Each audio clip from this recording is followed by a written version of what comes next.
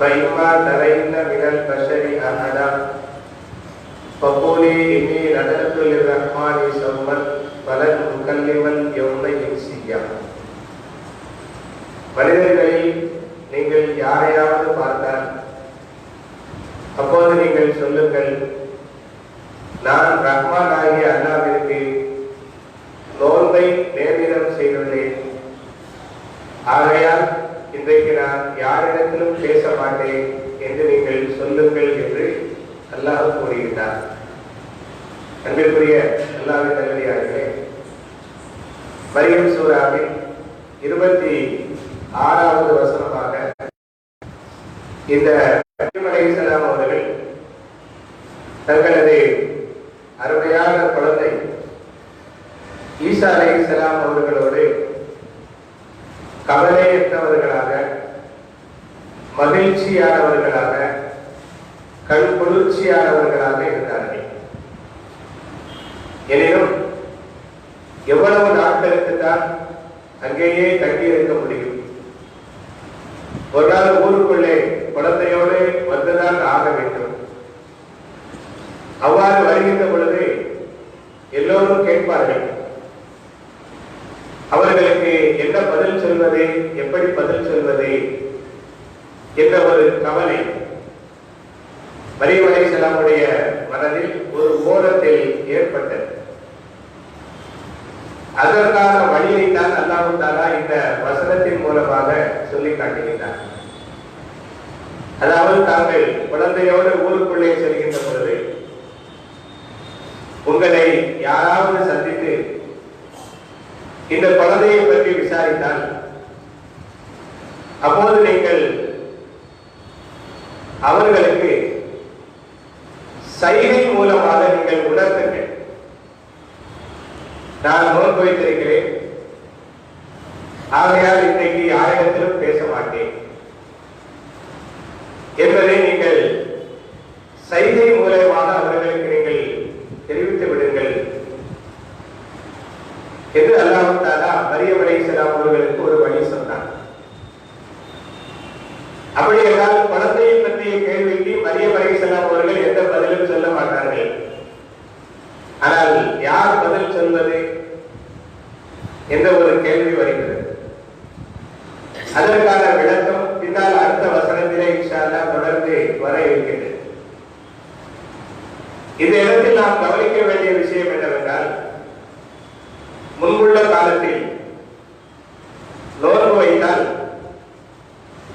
அந்த நோன்பில் உண்ணுதல், பருகுதல், உடல் உறவு கொள்ளுதல் போன்ற விஷயங்கள் எவ்வாறு தடுக்கப்பட்டிருக்கின்றதோ அதே போன்று அவர்கள் அந்த நாள் முழுவதும் பேசாமல் இருப்பதும் தடுக்கப்பட்டிருக்கின்றன.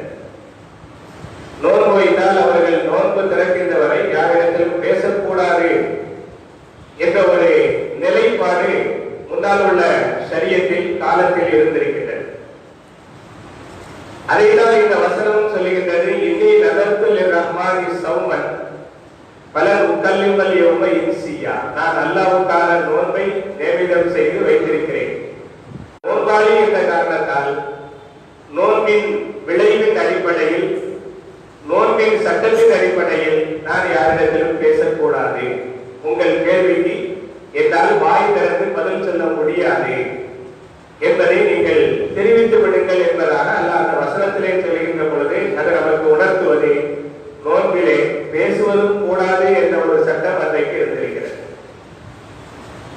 மற்றவர்கள் வழக்கத்தில் மௌன விரதம் என்று வந்திருக்கிறது. அதை போன்று இது அல்ல. மௌன விரதம் என்பது பேசக்கூடாது என்பது. ஆனால் இங்கே நோன்பின் சட்டங்களிலேயே பேசக்கூடாது என்பதும் வந்துவிடுகின்றது. நம்முடைய ஷரியத்தில் நபிகள் நாயகம் ஸல்லல்லாஹு அலைஹி வஸல்லம் அவர்களது மகத்தான நம்முடைய ஷரியத்தில் நோன்பு வைத்தால் அந்த நோன்பிலே உண்ணுதல், பருகுதல், உறவு கொள்ளுதல் ஆகிய விஷயங்கள் தடுக்கப்பட்டிருக்கின்றன. பேசுவதை தடுக்கப்படவில்லை. ஆனாலும் தீய பேச்சுக்கள் பேசக்கூடாது என்று நமக்கு அறிவுறுத்தப்பட்டிருக்கின்றது. ஏனென்றால் நோன்புடைய அந்த பகல் நேரத்தில்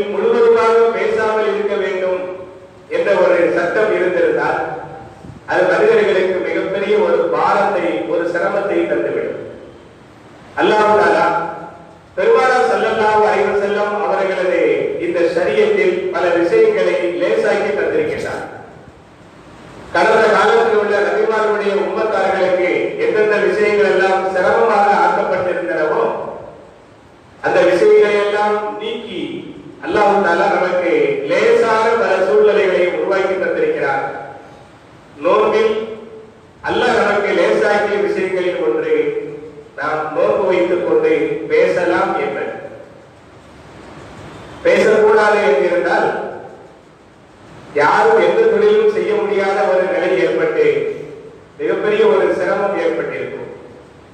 அல்லாஹ் ரப்பல் ஆலமீன் நமக்காக நபிகள் நாயகம் ஸல்லல்லாஹு அலைஹி வஸல்லம் அவர்களது பொருட்டால் நமக்கு மிக லேசான ஒன்றை உருவாக்கி தந்திருக்கிறார். ஏனென்றால் பேசாமல் இருப்பது என்பதே ஒரு மனிதன் தன்னை தானே வருத்திக் கொள்வதாகும், தன்னை தானே வேதனைப்படுத்திக் கொள்வதாகும். ஆகவே அது மனிதன் மீது சிரமமான ஒன்று.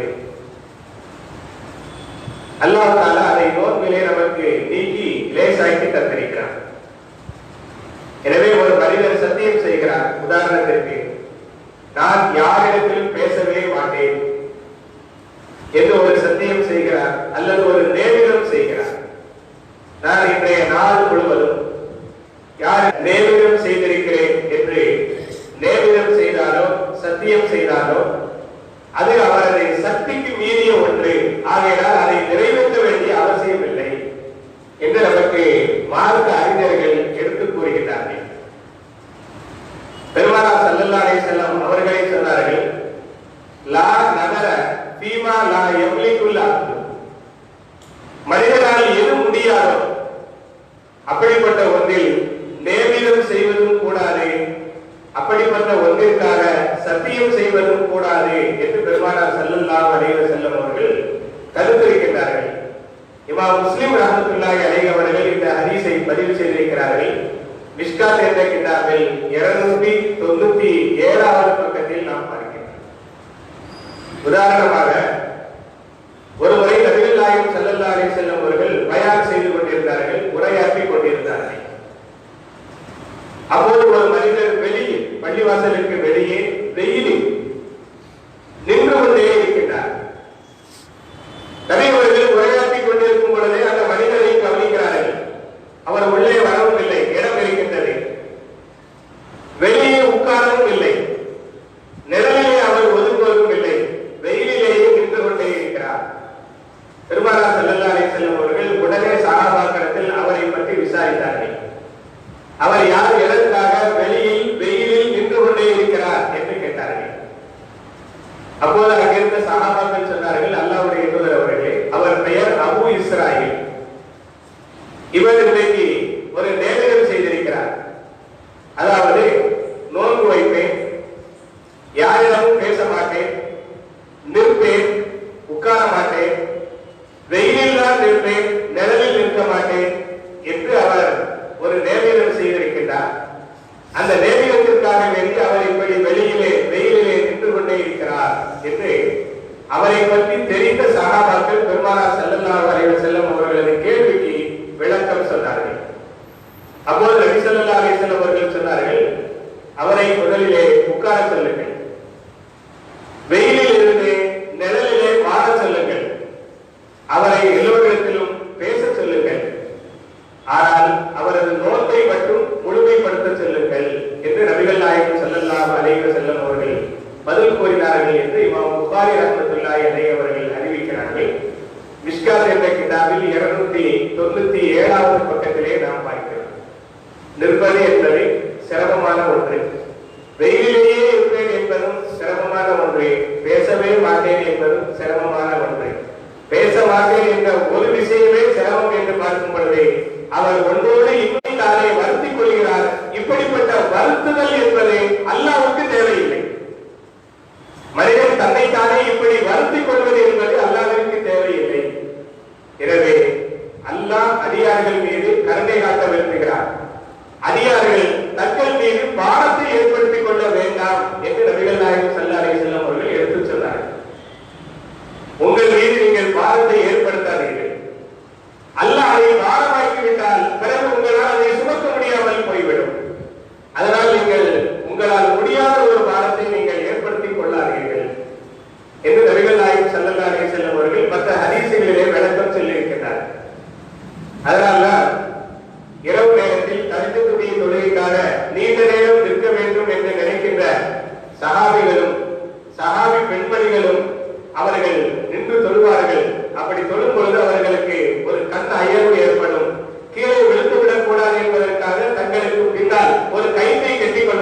அப்படி விழும் பொழுது அந்த கயிற்றில் சாய்ந்து கொள்ளலாம் என்பதற்காக நபிகள் நாயகம் ஸல்லல்லாஹு அலைஹி வஸல்லம் அதை அறிந்து சொன்னார்கள், தூக்கம் வந்தால் படுத்து தூங்குங்க, தூங்கிக்கிட்டே தொழ வேண்டிய அவசியம் கிடையாது. தொழும் பொழுது நபிலான தொழுகையை தொழுது கொண்டிருக்கும் பொழுது தூக்கம் வந்தால் தொழுகையை விரைவாக முடித்துவிட்டு நீங்கள் தூங்குங்கள். தூங்கி எழுந்து நீங்கள் சுறுசுறுப்பாக உற்சாகமாக தொழுங்கள்.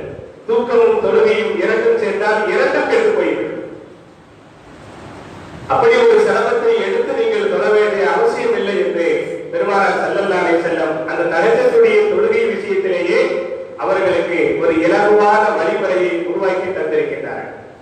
அன்பிற்குரிய அல்லாஹ்வின் நல்லடியார்களே, ஒரு முறை ஒரு மனிதர் தன்னுடைய 2 பிள்ளைகளுடைய கை தாக்கலாக நடந்தே மதீனாவிற்கு மக்காவிற்கு செல்வதை அறிந்தார்கள்.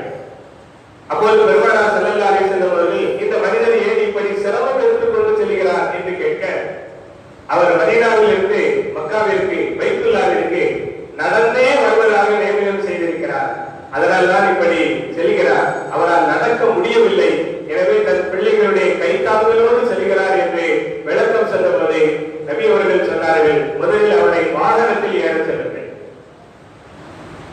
வாகனத்தில் ஏற செல்லுங்கள் என்று சொல்லிவிட்டு சொன்னார்கள், இன்னல்லாஹ தஆலா அன் தல்வீபி ஹாதா நஃப்ஸஹும் லா தரீகன்.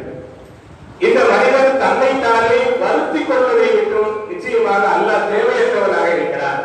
ஆகையால் இது போன்ற காரியங்களை யாரும் செய்ய வேண்டாம், இவரும் செய்ய வேண்டாம் என்று அவருடைய அந்த சிரமத்தை போக்கும் வகையில் வாகனத்தில் ஏறி பயணம் செய்யுமாறு நபிகள் நாயகம் ஸல்லல்லாஹு அலைஹி வஸல்லம் அவர்கள் சொன்ன ஹதீஸும் மிஷ்காத்திலே இடம்பெறுகிறது.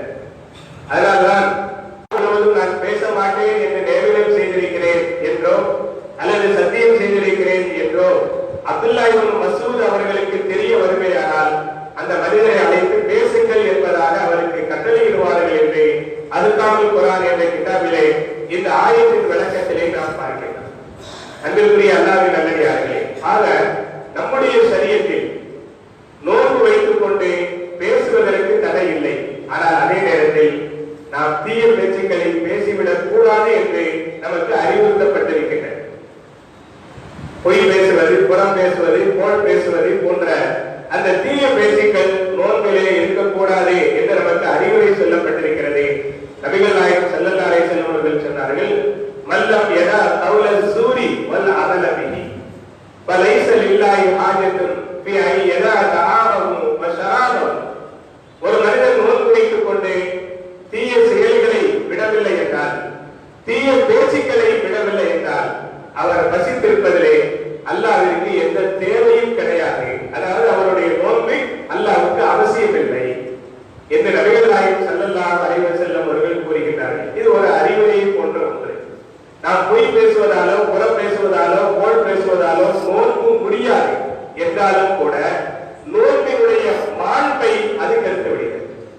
நோன்பினால் நமக்கு என்ன நன்மை, என்ன ஒரு சிறப்பு கிடைக்க வேண்டும் என்றிருக்கிறதோ அதை இந்த பொய்யாத பேச்சுக்களும் புறம் பேசுதலும் கோல் பேசுதலும் கெடுத்து விடுகிறது. அந்த கூலி நமக்கு கிடைக்காமல் போய்விடுகிறது என்பது இந்த ஹதீஸினுடைய கருத்தாகிறது. ஏனென்றால் நோன்புக்கான கூலி ஒன்று அல்லாஹ்வே கூலியாகிறார் அல்லது அல்லாஹ்வே கூலி தருகிறார்.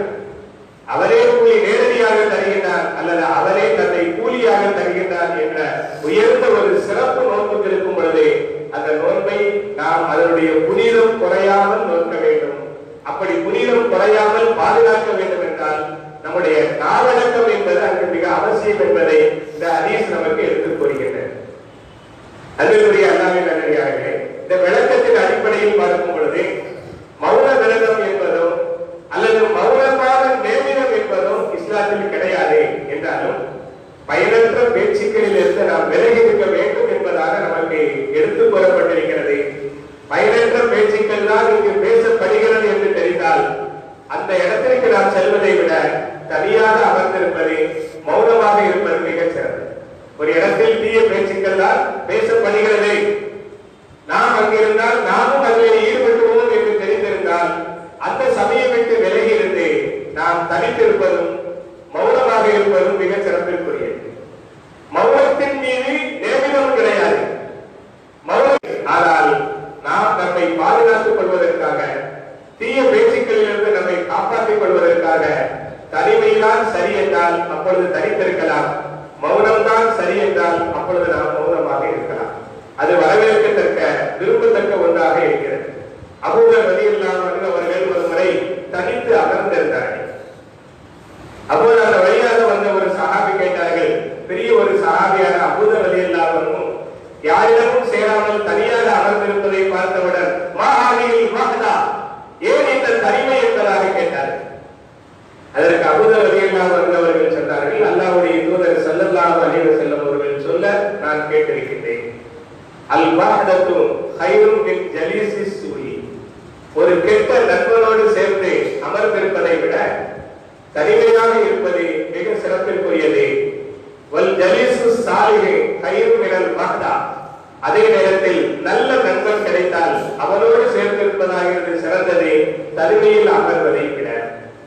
நல்ல விஷயங்களை பேசுவது மௌனத்தை விட சிறந்தது.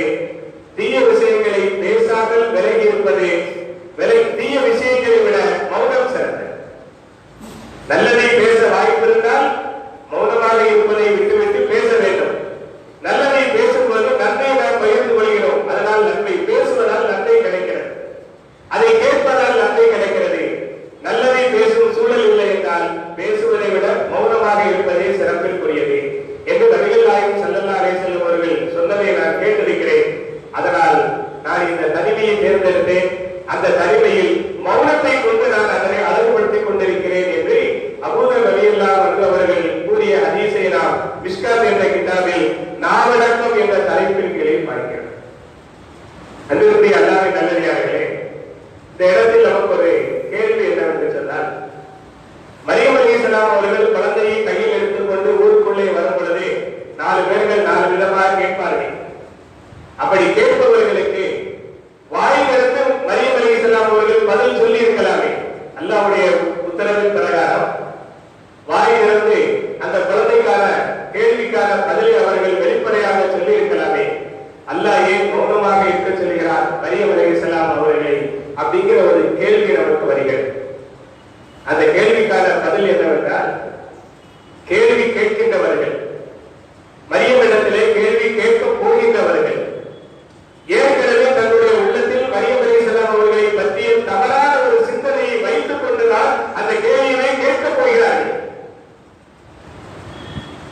அந்த தவறான சிந்தனையை உள்ளத்தில் வைத்துக் கொண்டு அவர்கள் கேள்வி கேட்க முனைகின்ற காரணத்தால் அவர்களுக்கு பதில் சொல்ல வேண்டிய, மரியம் அலைஹிஸ்ஸலாம் அவர்கள் பதில் சொல்ல வேண்டிய அவசியம் இல்லை என்று அல்லாஹ் தஆலா மரியம் அலைஹிஸ்ஸலாம் அவர்களை மௌனமாக்குகின்றார்.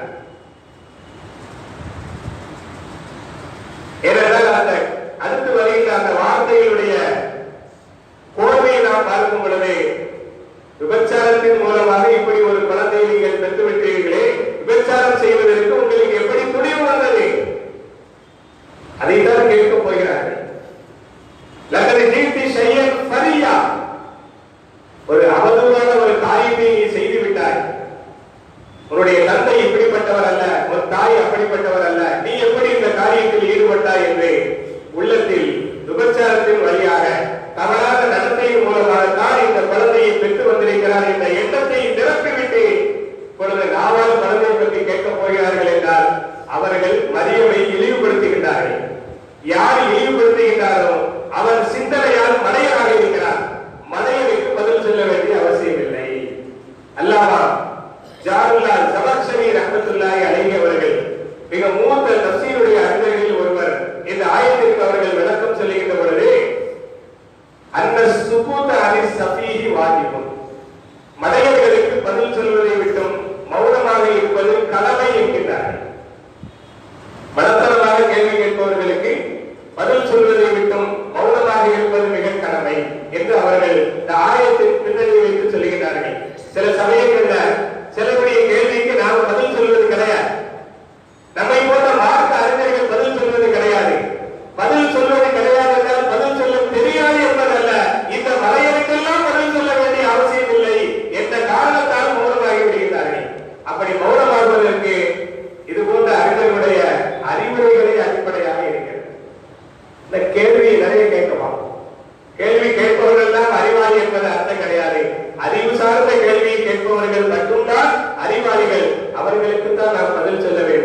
சிந்தனையில் மனமையை வைத்துக் கொண்டு உள்ளத்திலே பலத்தனமான மரியாதை இல்லாத நிலையை வைத்துக் கொண்டு மார்க்கம் சார்ந்த கேள்விகளுக்காக வரும் பொழுது அவர்கள் நம்மை வைத்துக் கொண்டு நேரம் போக்க விரும்புகிறார்கள். எனவே அவர்களுக்கு நாம் பதில் சொல்ல வேண்டிய அவசியமில்லை என்ற காரணத்தால் பெரும்பாலான மார்க்க அறிஞர்கள் அவர்களுடைய கேள்விகளை புறக்கணிப்பதை நாம் பார்க்கிறோம். நாமும் கூட சில சமயங்களில் பதில் சொல்வது கிடையாது. என்ன காரணம் என்றால் மலையமைக்கு பதில் சொல்ல வேண்டிய தேவையில்லை என்பதுதானே தவிர பதில் தெரியாது என்பதல்ல. ஏனென்றால் நாம் சொல்லக்கூடிய சரியான பதிலை புரிந்து கொள்ளக்கூடிய அல்லது கிரகித்துக் கொள்ளக்கூடிய அளவிற்கு அவருக்கு புத்தி கிடையாது. எனவே நம்முடைய நேரத்தை நாம் வீணடிக்க வேண்டாம் என்ற காரணத்தாலே மௌனமாக இருந்து விடுகிறோம். அதைத்தான் இங்கே அல்லாஹ் ஜமக்ஷரி ரஹ்மத்துல்லாஹி அலைஹி அவர்கள் சொல்லுகிறார்கள், மலைகளுக்கு பதில் சொல்வதை விட்டும் மௌனமாக இருப்பது கடமை என்கிறார்கள். அப்ப மலையல் யார் அப்படிங்கிற கேள்விக்கு அவர்கள் அடுத்து ஒரு விளக்கம் தருகிறார்கள். மன் அதல்லன் நாச பருவ சபீவம், பிற மனிதர்களை இழிவாக பார்க்கின்றவன் அவன் மலையலாகத்தான் இருப்பான். மலையலால் மட்டுமே மற்றவர்களை இழிவாக கேவலமாக பார்க்க முடியும். எனவே பிற மனிதர்களை இழிவாக பார்க்கின்றவன் மலையன். அந்த மலைகளுக்கு பதில் சொல்வது தவறு. அதனால் மௌனத்தை கடைபிடிங்கள் என்று அல்லாமா ஜமக்ஷரி ரஹ்மத்துல்லாஹி அலைஹி அவர்கள் கூறுகிறார்கள். என்றால் மரியம் அலைஹிஸ்ஸலாம் அவர்களுடைய குடும்பத்தின் பாரம்பரியத்தை தெரிந்த பிறகு, மரியம் அலைஹிஸ்ஸலாமுடைய அந்த குடும்பத்தின் பாரம்பரியம் ஆரம்பத்திலிருந்து ஆராய்வதாக அல்லாஹ் சொல்லி வருகிறார்.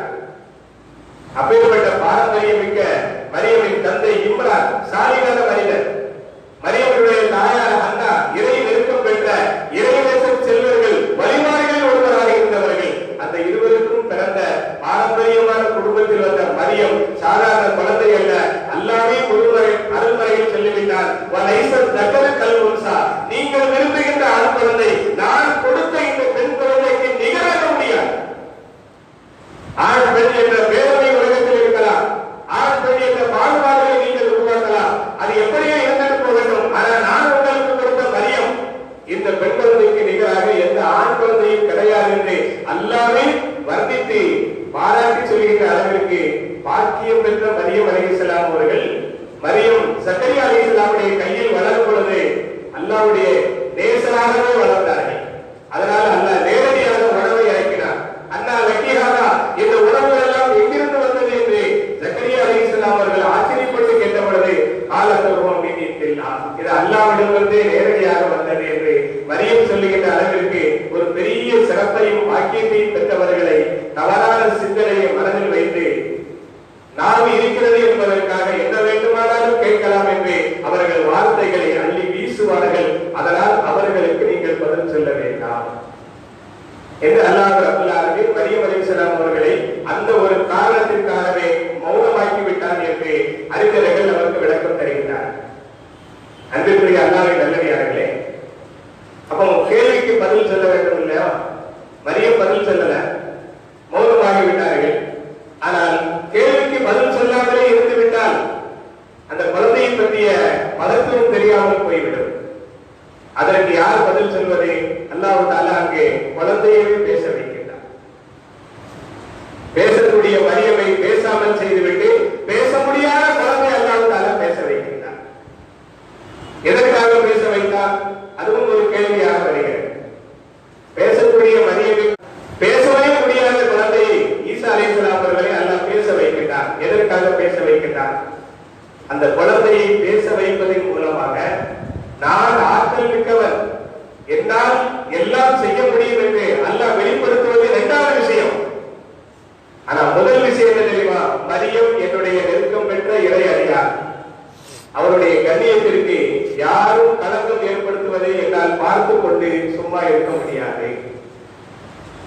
மன் ஆதாரி வலி என்பது ஆதத்தமும் அல்வி, என்னுடைய இறை நேசர்களுக்கு ஒருவர் எதையும் கொடுத்தால் அவருக்கு எதிராக நான் போர் பிரகடனம் செய்வேன் என்று அல்லாஹ் சொல்கிறானே, அந்த ஹதீஸிற்கு ஏற்ப இங்கே அறிகிறது. மரியமுக்கு எதிராக யாரும் தரக்குறைவாக பேசுவதை என்னால் பார்த்து கொண்டு இருக்க முடியாது. மரியமின் அந்தஸ்து எந்திடத்தில் மிக உயர்வானது என்பதை அல்லாஹ் காட்டுவதற்காகவே குழந்தை ஈசா அலைஹிஸ்ஸலாம் அவர்களை பேச முடியாத பருவத்திலே பேச வைக்கிறார். இது மரியம் அலைஹிஸ்ஸலாமுக்கு மட்டுமல்ல, மரியம் அலைஹிஸ்ஸலாம் அவர்களை போன்று அல்லாஹ்வுடைய நெருக்கம் பெற்ற எல்லா நல்லவர்களுக்கும் அல்லாஹ் தஆலா இது போன்ற தருணத்திலே கை கொடுப்பார். நிச்சயமாக அவர்களை கைவிட்டு விடலாம். வரலாற்றிலே நாம் பார்க்கின்றோம். மரியம் அலைஹிஸ்ஸலாம் அவர்களுடைய இந்த சம்பவத்திற்கு முன்னால் மூசா அலைஹிஸ்ஸலாம் காலத்தில் நடந்த ஒரு சம்பவத்தை பார்க்கிறோம். பிறவருடைய மாளிகையில் பிறவருடைய மகளுக்கு சீவி சிங்காரித்து சிகை அலங்காரம் செய்யக்கூடிய பணிப்பெண் ஒருவர் இருந்தார். பிறவருடைய மாளிகையிலேயே வேலை செய்து கொண்டிருக்கிறார். ஆனா அல்லாஹ் அவருடைய உள்ளத்திலே ஈமானுடைய அந்த சிந்தனையை போட்டார். இப்படி பிறவருடைய மனைவி ஆசியா அம்மையாருடைய உள்ளத்தில் அல்லாஹ் ஈமானை போட்டு பிறவருக்கு எதிராக அல்லாஹ்வை ஈமான் கொள்ள அல்லாஹ் ஏற்படுத்தினாலும் அதே போன்று அந்த ஈமானுடைய தௌஃபீகை இந்த பெண்ணுக்கும் அல்லாஹ் கொடுத்தார். ஆனா தான் வாழ்கின்ற வேலை செய்கின்ற இடம் ஈமானை வெளிப்படுத்த முடியாத ஒரு இடமாக இருக்கிறது. அதனால் தன் மனதிற்குள்ளே அதை வரைத்துக் கொண்டார். தன் குடும்ப அளவிலே அந்த ஈமானை பரிமாறிக் கொண்டவர் தான் வேலை செய்கின்ற இடத்தில் அது வெளிப்படாத அளவிற்கு மிக கவனமாக இருந்தார். ஏனென்றால் வெளிப்பட்டால் பிறவன் கொடுக்கின்ற தண்டனை மிக கொடுமையானது. அதனால் ஒரு பெண்ணாக இருக்கும் தன்னால் அதை தாங்கிக் கொள்ள முடியாது என்ற காரணத்தால் அந்த ஈமானை அவர் மனதளவிலே மறைத்து வைத்திருந்தார். அல்லாஹ் அருள்மறையை சொல்லி காட்டுவதை போல அந்த காலத்தில் பிறவனுடைய அந்த வம்சத்தில் ஈமான் கொண்டவர்கள் மிக குறைவு. அதில் ஒரு சில விரல் விட்டு என்னும் நபர்களில் இந்த பணிப்பெண்ணும் ஒருவராக இருந்தார். ஒரு நாள் அவர்கள் பிறவனுடைய அந்த மகளுக்கு சீவி சிங்காரித்துக் கொண்டிருக்கும் பொழுது அந்த கையில இருந்த சீப்பும் கீழே வலிகை விழுந்துச்சு. வலிகை விழுந்ததும் சீப்பை எடுப்பதற்காக கீழே பிஸ்மில்லாஹ் என்று அந்த சீப்பை எடுத்தார். எடுக்கும் பொழுது அல்லாஹ் அது என் தந்தை அவரை தவிர்த்து வேறு இறைவன் யார் இருக்க முடியும், நீ யாருடைய பெயரை சொல்கிறாய் என்று அவர்கள் ஆச்சரியப்பட்டு கேட்டார். அப்பொழுது அந்த பணிப்பெண் ஒரு ஜோஸ்ல ஒரு உணர்ச்சி வசத்துல வந்து சொன்னாங்க, கல்லா பலில்லாஹு ரப்பி வரக்கூக்கி வரக்கூ அபூக்கி. உன் தந்தை இறைவன் கிடையாது, பிறவன் இறைவன் கிடையாது. அல்லாஹ் ஒருவன் தான் இரவு ரப்பாக இருக்கிறார், உலக ரப்பாக இருக்கிறார், உன் தந்தையும் ரப்பாக இருக்கிறார். அவர்தான் எல்லோருக்கும் ரப்பும். அவன் பெயரை கொண்டுதான் நான் இந்த சீப்பை இப்பொழுது எடுக்கிறேன் என்பதாக சொல்லும் பொழுது செய்தி விறுவிறு என்று பிறவனுடைய காதுகளுக்கு சென்று விட்டார். பிறவர் அந்த பெண்ணை நிர்பந்தித்தார். அதிலிருந்து வெளியில் வந்து என்ன ஈமான் கொள்ள வேண்டும் என்று நிர்பந்தித்தார். எந்த சந்தர்ப்பத்திலும் அல்லாஹ்வுடைய ஈமானை என்னால் விட முடியாது, என் உயிரே போனாலும் பரவாயில்லை என்பதாக அவர்கள் அதில் நிலைத்து நின்றார். பிறவர் அந்த பெண்ணுடைய மனச அந்த மனதில் இருக்கக்கூடிய வைராக்கியத்தை உருப்பொழிய செய்வதற்காக ஒரு பெரிய சட்டி, அந்த சட்டியை அடுப்பில் ஏற்றி அது நிறைய எண்ணெயை போட்டு கொதிக்க வைத்தார். எண்ணெய் கொதித்துக் கொண்டிருக்கும் அந்த நேரத்துல அந்த பெண்ணுடைய 5 குழந்தைகள், அதுல மிக மூத்த குழந்தையை கொண்டு வந்து எண்ணெய் சட்டி குளத்தை போட சொன்னார். குழந்தைய போட்டதும் எலும்பு வேறு இறைச்சி வேறு அப்படியே அந்த குழந்தை பிரிந்துச்சு. மிக கொடுமையான ஒரு கோரமான காட்சியை அந்த தாய் பார்க்கிறார். யார் பார்த்தாலுமே அவங்களுடைய மனசு அப்படியே பரபரைத்து போகும், நடிக்கு கொலை நடிப்பு போய். ஆனாலும் அந்த தாய் இஸ்திகாமத்தாக நிலைத்து நின்றார். இப்பொழுதாவது நீ ஈமானை விடுகிறாயா, எந்த ஈமான் கொள்கிறாய் என்று கேட்கும் பொழுது இப்பொழுதும் முடியாது என்று மறுத்திருந்தார். 2வது குழந்தை, 3வது குழந்தை, 4வது குழந்தை என்று மேலிருந்து கீழாக 4 குழந்தைகளை தூக்கி போடப்பட்ட பொழுதும் அந்த தாய் மனம் அந்த ஈமானில் இஸ்திகாமத்தாக நிலைத்திருந்தது. 5வது குழந்தை பால்குடி குழந்தை, பேச முடியாத பருவத்தில் இருக்கக்கூடிய பால்குடி குழந்தை. குழந்தை அப்படியே கையில தூக்கி முயல் கொடியை பிடிச்சி தலைகளை தூக்குற மாதிரி காலை பிடிச்சி அந்த குழந்தைய அப்படியே தூக்கி இந்த குழந்தைய போடட்டுமா? தாய் என்னதான் செய்யும்? அவருடைய சத்திய சோதனைக்கு, ஈமானுடைய அந்த உறுதிக்கு ஏற்பட்ட அந்த சோதனைக்கு 4 குழந்தைகளை பலிகொடுத்து விட்டார். ஆனாலும் அல்லாஹ்வின் மீது அந்த ஈமானிலே இஸ்திகாமத்தாக நிலைத்திருக்கிறார். 5வது ஒரு குழந்தை தானே, 5 குழந்தைகளில் 4 போய்விட்டது. இந்த ஒன்று இருக்கு, இதுவும் அல்லாஹ்வுடைய பாதையில் போகட்டும் என்று நினைக்கின்ற அந்த தருணத்தில் அந்த உள்ளத்துல ஒரு ஓரத்துல பச்சை குழந்தை நெருப்ப தாங்குமா அப்படின்னு அந்த தாய் மனம் படாத பாடுபடுகிறது. இந்த இந்த குழந்தை நெருப்ப தாக்காதே என்பதற்காக நாம நாள நரகத்தினுடைய நெருப்ப தாங்கிக் கொள்ளலாமா அப்படிங்கிற அளவுக்கு கூட அந்த பெண்ணுடைய உள்ளத்துல ஒரு ஓரத்துல ஒரு எண்ணம் வரும்போது அல்லாஹ் தஆலா அந்த பெண்ணை பாதுகாக்க விரும்புகிறார். இவ்வளவு காலம் ஈமான்ல நிலையாக இருந்தது. ஒரு சோதனை என்று வருகின்ற பொழுது இந்த கட்டத்திலையும் 4 பிள்ளைகள் எண்ண சட்டியில எலும்பு வேற இறைச்சி வருகின்ற திட்ட நேரத்திலையும் ஈமான்ல நிலையாக இருந்த உன்னை போன்ற என் அருள் பெற்ற நெருக்கம் பெற்ற ஒரு பெண்மணி இந்த உலகத்திற்கே எடுத்துக்காட்டாக திகழப்பட வேண்டும். உலகம் உள்ளவரை நீங்கள் பேசப்பட வேண்டும். இந்த அல்லாஹ் அந்த இடத்துல முன் வந்தார். அந்த பெண்ணுடைய ஈமானை இன்னும் உறுதியாக்குவதற்காக குழந்தையை தூக்கி பிடிச்சிருக்காங்க, உயரி குட்டியை தூக்கி பிடிச்ச மாதிரி. அப்ப அந்த குழந்தையை பார்த்துதான் தாய் மனம் பதறுகிறது. இதுவும் அந்த எண்ணெய் சட்டியிலா இறைச்சி வேறு எலும்பு வேறாக இந்த குழந்தையை பிரிவதை என்னால் எப்படி தாங்க முடியும், என்னாலே தாங்க முடியாது என்றால் அந்த குழந்தையால் அந்த வேலையை எப்படி தாங்க முடியும் என்று பதறும் பொழுது அல்லாஹ் தஆலா அந்த குழந்தைக்கு கட்டளையிட்டார். அந்த குழந்தை பேசியது யாரும்மா இஸ்பிரி பைந்தகி அலனத்தி, என் அருமை தாயே நீ நிலைத்திரு, ஈமானினை கொடுத்திரு, ஏனென்றால் நீ சத்தியத்தில் இருக்கிறாய். அதனால் இவர்களுடைய இந்த சோதனையை கண்டு என்னை கண்டு நீ மனம் நொந்து விடாதே, உன் ஈமானை நீ விட்டு விடாதே. இந்த குழந்தை பேசு. குழந்தை பேசின உடனே அந்த தாய் அல்லாஹ்வுக்கு நன்றி செலுத்தின உடனே குழந்தையை தூக்கி போட்டான்.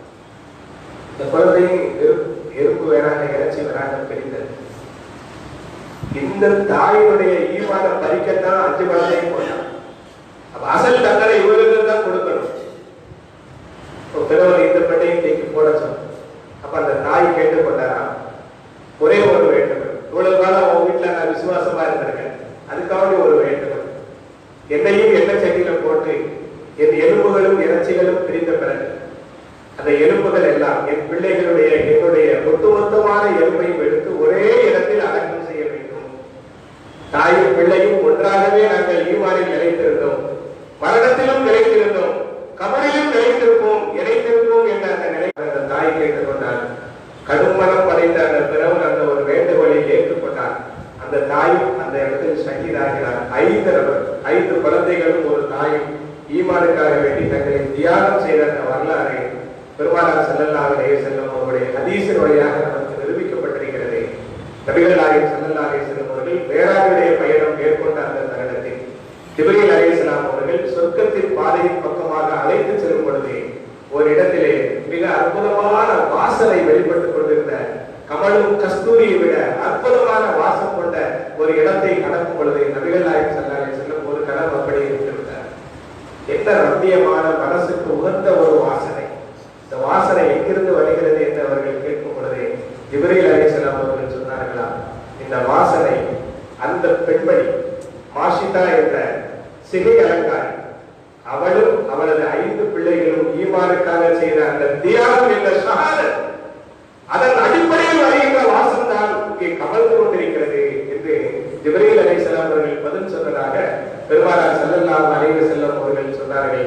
இந்த செய்தியை பனி இஸ்ராயீல் சூராவுடைய ஆரம்பத்தில் மேராஜுடைய அந்த பாடத்தை பற்றிய தஃசீரை நாம் விரிவாக சொன்ன பொழுது இந்த செய்திகளுக்கு முன்னால் நினைவூட்டிருக்கிறோம். இங்கே நமக்கு பாடம் என்னவென்று சொன்னால், அல்லாஹ்வுடைய அருள் நெருக்கம் பெற்ற ஒருவருக்கு ஒரு சோதனை வரும் பொழுது அவர்களை கண்ணியமாக காப்பாற்றக்கூடிய வழியை நிச்சயமாக அல்லாஹ் ஏற்படுத்துவார்.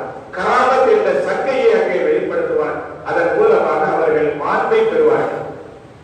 அதுபோன்று இங்கே மரியம் அலைஹிஸ்ஸலாம் அவர்களுடைய அந்த கற்புக்கும் அவர்களுடைய பத்தினி தன்மைக்கும் அவர்களுடைய நல்லொழுக்கத்திற்கும் ஒரு கேட்டை ஏற்படுத்த விரும்புகிறார்கள். அந்த இடத்தில் அல்லாஹ் தஆலா மரியமை கண்ணியப்படுத்த விரும்புகிறார். அதனால் மரியம் அலைஹிஸ்ஸலாமுடைய குழந்தை ஈசா அலைஹிஸ்ஸலாம் அவர்களை பேச வைக்கிறார் என்று நாம் ஆயத்தின் வழியாக விளங்குகிறோம். வல்ல ரஹ்மான் நல்ல வாய்ப்பை